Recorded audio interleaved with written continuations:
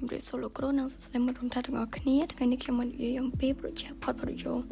ដែលនៅក្នុង project portfolio នេះគឺខ្ញុំបានសរសេរ3ភាសាបញ្ចូលគ្នាដែលមាន HTML, CSS and Bootstrap ហើយនេះគឺជាការសរសេរកូដរបស់ខ្ញុំដំបូងខ្ញុំបានដាក់ neighbor មួយដែល neighbor នោះគឺមាន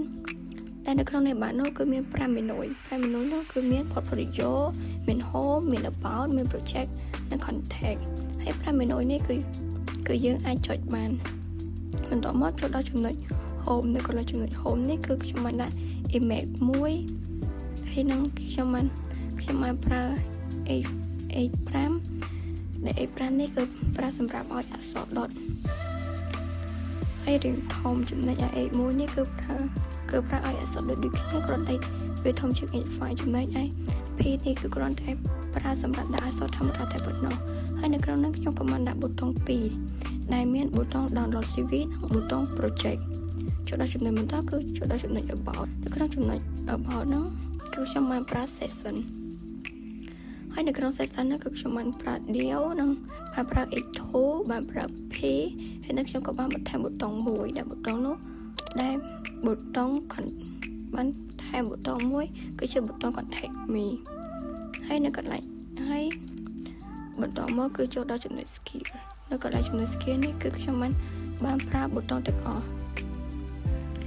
ហើយនឹងខ្ញុំបានបន្ថែមរូបមួយទៀតនៅក្នុងកន្លែង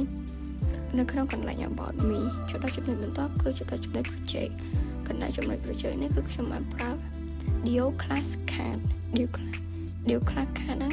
ហើយនឹងខ្ញុំបានប្រើ h5 និង email ចូលទៅក្នុង card មួយហ្នឹងផងដែរហើយចូលដល់ចំណុចបន្តមកគឺ contact គឺខ្ញុំបានប្រើ session ដូចគ្នាហើយខ្ញុំបានប្រើ dio ប្រើ class ប្រើអីដូចគ្នាចឹងគ្រាន់តែនៅក្នុងកន្លែង contact នេះគឺខ្ញុំបានបន្ថែម icon មួយចំនួនតែប៉ុណ្ណោះហើយ icon នឹងប៊ូតុងមួយចំនួនតែប៉ុណ្ណោះហើយចូលដល់ចំណុចចុងក្រោយគឺចំណុច footer នេះគឺខ្ញុំគ្រាន់តែប្រើអក្សរ P ហើយសរសេរឈ្មោះតែប៉ុណ្ណឹងហើយនេះគឺជារីសាក្នុងការសរសេរកូដឲ្យម៉េចដែលនៅក្នុងហ្នឹងគឺខ្ញុំបានរៀបរាប់ហ្នឹងតែនៅក្នុងនេះបានហ្នឹងមាន menu 5មានដូចជា portfolio home about project and content ហើយនៅក្នុងប៊ូតុងទាំង5ហ្នឹងគឺអាចចុចបានដូចគ្នា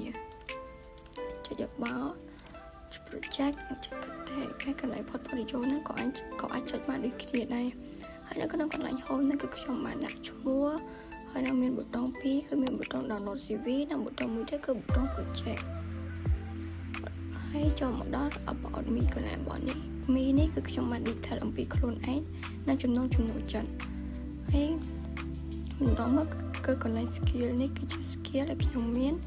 ហើយនេះគឺឲ្យចូលមកដល់ចំណុច project នេះគឺជា project ដែលខ្ញុំបានធ្វើកន្លងមកហើយចូលមកដល់ចំណុចចុងក្រោយគឺ contact me នេះគឺខ្ញុំបានដាក់ email ដាក់លេខទូរស័ព្ទនិងដាក់ទីតាំងប្រសិនបើអ្នកទាំងអស់គ្នាពេញចិត្តអ្នកទាំងអស់គ្នាអាច contact មកខ្ញុំបានសូមអរគុណអ្នកទាំងអស់គ្នាសម្រាប់ការមើលវីដេអូមួយនេះ